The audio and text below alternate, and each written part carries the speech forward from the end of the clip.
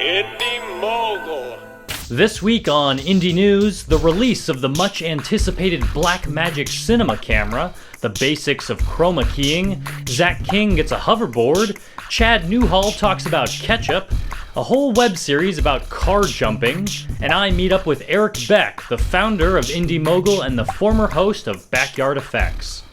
Hey Indy Mogulers, Griffin here. The new Blackmagic Cinema Camera is expected to ship this week, and filmmakers are excited because at $3,000, this relatively inexpensive camera can shoot raw 2.5K video. Adding to this excitement, last week, Australian cinematographer John Brawley released test footage showing an incredible dynamic range, meaning you can capture detail in the dark and brighter parts of the image with less overexposure. But before you make an impulse buy, realize that a 240 gigabyte drive can only hold 30 minutes of raw footage, so you'll also need to invest in a lot of disk space. If you want to learn more, I recommend you watch this demonstration video from John Brawley. It's 15 minutes long, so I'll put it at the end of today's playlist. Yesterday, Ryan from Bammo shared the basics of chroma key visual effects, which you should check out if you're not great at green screening. That filmmaking lesson will also help you recognize the green screen effects in Zach King's latest video featuring Back to the Future style hoverboards. On last week's episode, I took you to LA where I collaborated with a bunch of cool filmmakers at Film Fights Con. Here's a clip that I removed from the show because I didn't want to spoil the ending of our short film. It's Chad Newhall explaining the pitfalls of using ketchup as fake blood. We didn't have any fake blood, so I literally just had to pour ketchup all over a rock and fill my mouth with ketchup. You'd think ketchup, like we eat it all the time, it's great, but when you fill your mouth with it, it doesn't go away. And action. And here's a deleted shot from the short film. It's supposed to be a torn-off face. We used a tortilla and ketchup for that amazing practical effect. Our short film, which was written, shot, and edited in just 9 hours, is still competing on filmfights.com this week, where you can check out all the films that the other teams made and vote for your favorite. While I was in California, there was one place that I definitely had to check out. I'm in a workshop in LA right now that belongs to one of my good friends, and if this place looks familiar, it's because I think you might know this guy. Hey guys, welcome to my new shop. Let me show you around. Erik Beck, the original host of Indy Mogul, invited me to his workshop. Good to see you, Erik. Good to see you, sir.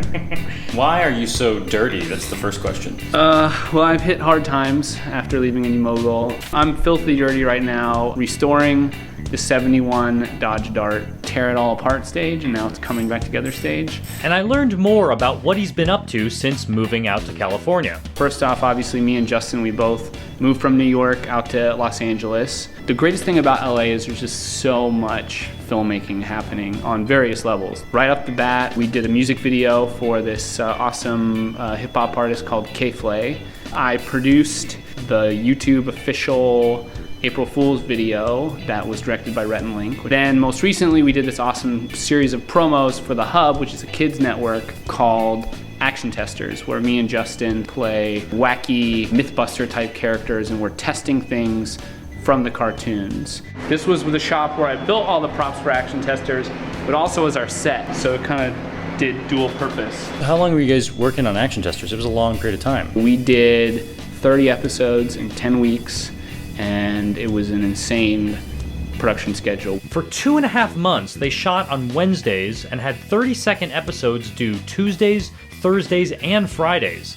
That's a lot of work. So this is basically like the grown-up, bigger version of the Backyard Effects workshop. And actually we got the gig at the Hub because one of the VPs over there was a Backyard Effects fan. This is really cool. This is what I use to film my projects, a little articulate arm. It's just a $5 IKEA desk lamp that I put a little camera mount on. Backyard Effects.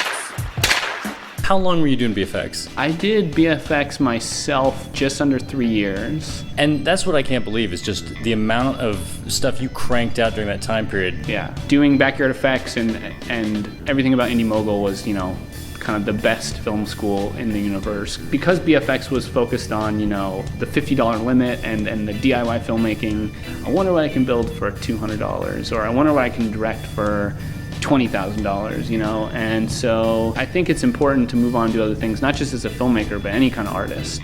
But luckily, Erik still has a lot of DIY tips to share. Miscellaneous little toy parts from the dollar store. When I'm building things, I can just kind of dig through here.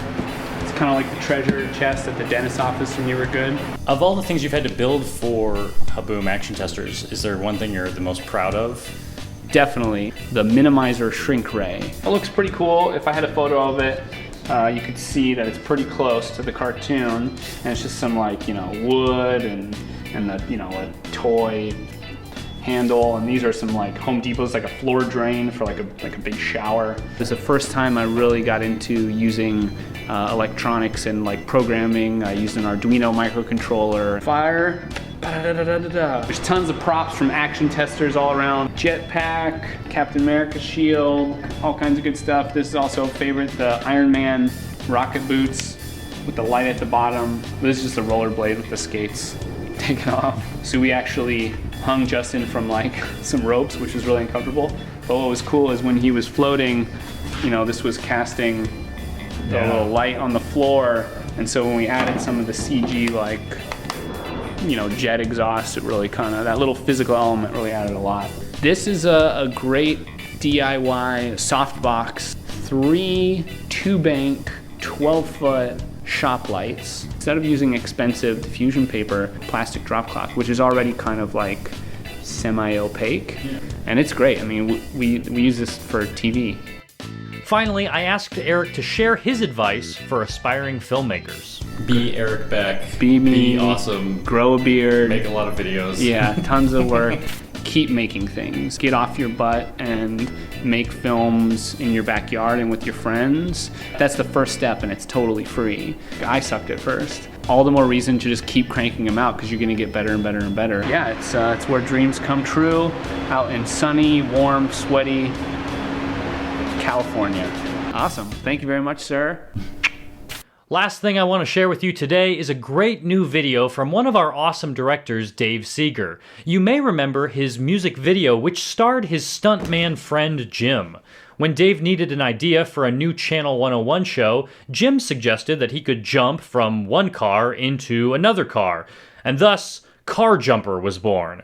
Featuring Bobby Miller, Justin Johnson, and several scenes inside the Action Testers lab, the second episode of Car Jumper starts off today's playlist, followed by Bammo's chroma key basics and Final Cut King's hoverboards, and finally, John Brawley's demonstration of the new Blackmagic Cinema Camera. Thanks for watching, guys. So looking at Indy Mogul now, It's just the guy who's running it is terrible. No.